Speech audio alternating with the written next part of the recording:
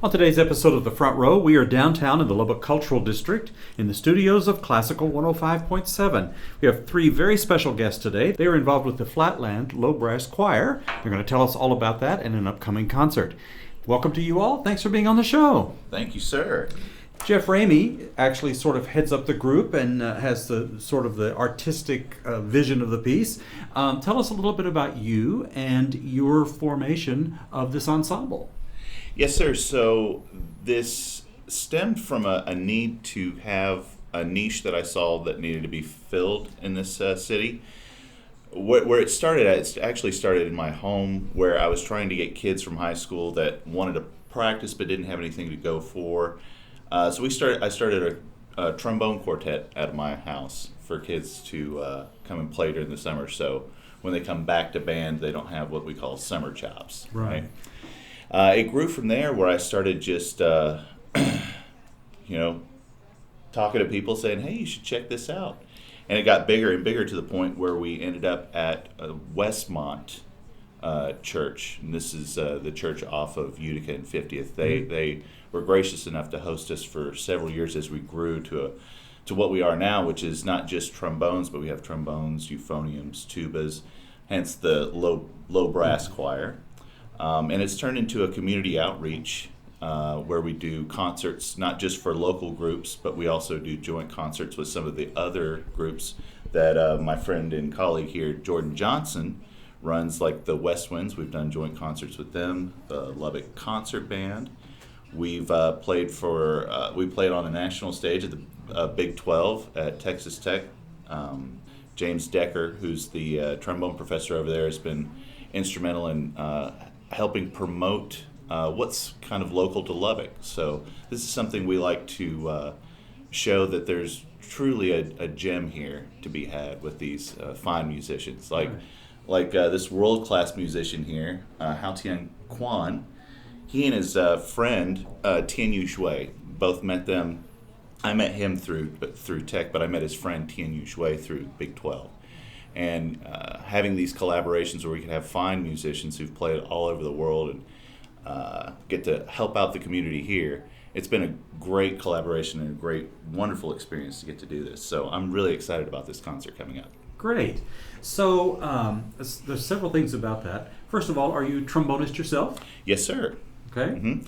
I've been playing, I started in high school. I used to brag and say I was first chair trombone. But I was the only trombone player in my high school band. We came from a small school, poor budget. So the reason why I like community work is because that's kind of where I got to cut my teeth in trombone playing. And from having people that mentored me, I hope that I can get back in that way. And that's kind of the reason why I think that community bands are so important. Because it offered me the opportunity. I played professionally in a military band. I played all over the world, from Finland to New York. And I've had all these opportunities, I believe, because there were people that took the time to say, hey, this instrument's cool, and you can sound cool on it. And I was like, yes, it is. Who all is eligible to play? You have to have a basic understanding of music, right? Be able to sight read let's say at a high school level, right? We meet once a week, Sundays from 2 to 4. Right now, Mark Cheney and the pastor there over at St. Stephen's Episcopal has been kind enough to hold us over there and let us perform over there. But we welcome all comers, right? We do have a policy, though, that if you're going to perform with us, you have to make at least half the rehearsals, right? But anybody's welcome to come in and play, right? Right. Yeah. Okay. And before we get to the details of the concert coming up, let me just explore this a little bit more.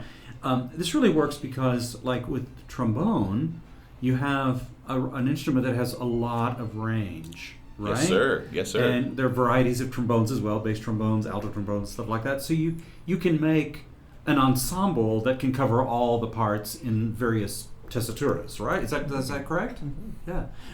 Also joining us is Jordan Johnson, who is the conductor of the group. Jordan, tell us more about that and like the arrangements that you use and things like that. Usually it's a little bit harder finding arrangements for low brass. But it's not impossible. We found a lot of good stuff. We've written a lot of stuff for the band. What was it? You commissioned a piece for them. Yes, Yeah. in 2023, was it? Or 4? 23, I think, or Around- 24, yeah. Around there. I commissioned, Jeff commissioned a piece with me for the group, and that was the first low brass piece I've ever written for an ensemble. And they played it really well. I think I got to conduct it was at one of the big events we went to. I can't remember which the event was. It was Big 12. Was it a big? Yeah, It was a first Big time. 12. It was our first time at Big 12, and it was our first, I think, spring recital concert too. Yep. That we got to premiere that piece, which I thought was really Great. I thought it was fantastic. Great. And you're trombonist as well? I'm actually He's a traitor. I'm a Oh. traitor. He's a traitor? I'm a saxophonist. Oh my gosh! Okay, Yes. all right. Woodwind player. So it's different getting to go conduct a brass group, which is funny because I conduct 2 brass groups in town. Okay. That's funny, but it's fun. It's a lot of fun. I love it. That's good. We have a concert coming up. So Yes. tell us the details about that. Yes, this is May 3rd, this Sunday, 2 p.m. over at Second Baptist. One of our members, Kai Langehennig, is a member over there, and we were needing a place that had an open space. I love the space over at St. Stephen's, and I love getting to rehearse there and perform there. But we needed something a little more open, so the Second Baptist stage has a more open stage for us, and they've been kind enough to let us have our concert there. Right. Okay. And what all will be on the concert? Well, one of the pieces I'm really excited about is Mahler 3, Mahler Symphony Number 3, which our very own special guest artist Hao Tian Quan is going to get to perform, and this is an arrangement specifically made for low brass choir. So it's really powerful, very exciting, and he sounds so amazing on it. Great. Yeah. Well, Hao Tian, welcome. I'm so glad you're here. Yeah. Tell us a little bit about your experience. When did you first come to trombone? My first come to trombone is my primary school. Yeah. So there's a high school band come to our school to play the Star Wars. And I said, wow, that's so cool. I want to be part of it. All right. And that's how I started. And, actually I started on euphonia. Okay. And later when I growing up, they noticed, seems like euphonium can play in symphonic or symphonic orchestra. So that's the reason I switched to the trombone and, kind of become my career. Yeah. How did you wind up in Lubbock? I come to United States for my master's degree in Boston University, and luckily, my professor in Boston University, he's the former professor in Texas Tech. Right. Yeah, Don Lucas. Don Lucas. Yeah, Right, and he told me, Hao Tian, Texas Tech will be a great place because there's so many great barbecue there. Oh. I said, okay, that sounds great. Okay. All right. And that's the reason, I come to Lubbock. And in here, I really feel I love the community, the atmosphere in Lubbock. Everyone pretty nice, and based on trombone, I make a lot of friends, like these 2 gentlemen. Yeah. And, not only focus on the study in the academic world, but also try to start so many community playing and work for the the music community here. Yeah. Not only be a student. Yeah. Yeah. All right.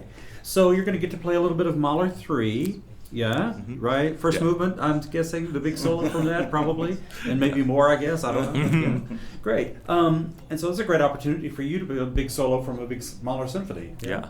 Yeah. What else are you playing? Anything else on the program? Yes, of course. Yeah. Yeah, there's several pieces that we're playing that go from large ensemble back to small. He heads up a lot of the principal parts, but we have a lot of strong players. So if he needs a break on one part, I can put him on fourth, so he can have a chop break. Yeah, right? chop break. Get off his lips. Yeah, sure. absolutely, Yeah. absolutely. There's another piece that we're doing called Kaleidoscope. Now, the reason why this is interesting is because this really pushed even our director, I dare say, on the conducting, because it's a multimeter. It goes back and forth between 4/4, 7/8, 3/4, and so it's very challenging piece for the group and I think we did a lot of growth with this. And this is the solo is being headed up by Tian Shui. This is the other colleague. He actually got his doctorate at LSU. LSU. Yeah, he finished his doctorate at LSU. Another fantastic player, has premiered some of his pieces and his works all over the world, and he's going to come and help basically elevate the group with this piece too, because it sounds amazing. I love that piece. So, yeah, wonderful. Excellent. What else is on the program besides Mahler and that? Kaleidoscope. Let's see. We have some smaller group stuff. So we also have tuba euphoniums. So there's a was it Franz? I think it's Haydn. There's a fugue that we're playing for tuba euphonium. We have a little more of a modern piece called Masamune, right?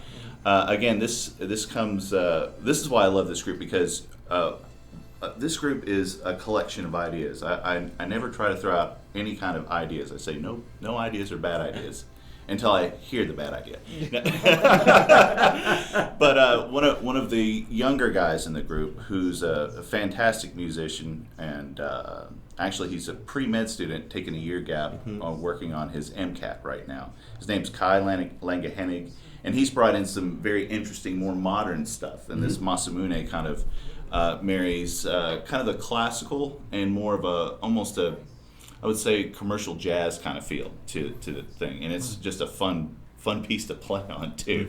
Very demanding stuff though that I ask from these groups, because we're playing on. To give you an idea of the range, this goes up into the treble clef on up to D, concert D, and it stays up there on a lot of these pieces. So it requires a lot of discipline, a lot of endurance, and these guys are really stepping up to the plate, let's just say. Yeah. So it's great. Excellent. So, Jordan, how, as a wind player, how did you fall into be the conductor of the Flatland Low Brass Ensemble? That's a good question. It was back when I commissioned that piece, and before I was playing with the group, I was playing euphonium with them. Of course, he can play like just about every instrument too. Okay. All right. He's freaky. But we were playing, and we were starting to get bigger pieces that required a conductor. So I think it was me and Matthew. Matthew Ramirez, yes. That first started, and Matthew went over to San Antonio, and Jeff came up to me. It's funny, he came up to me about the same time West Winds came up to me, and they're like, "Hey, we need a director. Can you direct for us?" And I was like, "I love to direct. I wouldn't mind doing that at all." And that's pretty much how I got it. I got Flatlands first, and then probably about a few months later, I got West Winds to get me as their director. And he's also been our de facto director for a long time. Anyways, he's been sharing the podium with Matthew and a few other people, and he'll be sharing the podium with Jonathan Llewellyn, another gentleman who drives. He tries to get here once or twice a month. Drives 3 hours one way. 6 hour round trip just to rehearse with us. For an hour and 40. I know. I think that's a testament to, one, how special the group is, but also how wonderful people like him are to say, hey, who's also bringing a new piece to the table. It's called Eagle Hawk. Yes, very modern piece. Oh, that's a fun piece, man, and they're crushing it. Wow, Great. Excellent, great. Well, now, Jordan, is that what you do? Are you a band director or choir director? No, I'm right now I just work at a Market Street over there. Okay. But I'd love to be a band director one day. It's just getting there now. Still a little young, I suppose. But most of my conducting is in concert band conducting. Okay. That's where I got a lot of my training from Dustin Seifert over in E&MU. It's funny because one of the pieces, Irish Tune, that's one of his favorite pieces. Oh, yeah. And that one was a big one in conducting class too. Yeah. He loved that one. Excellent. Love that one. But yeah, that's how I got my start with this group. Well, how exciting. And it's community based. That's really, really, really cool. Jeff Ramey, tell us again, time, date, place. Yes, sir. Thank you. That's May 3rd, 2 to 4 p.m. at 2nd Baptist. That's off the Loop and... Slide-ish. Yes. Kind It's of, close. yeah.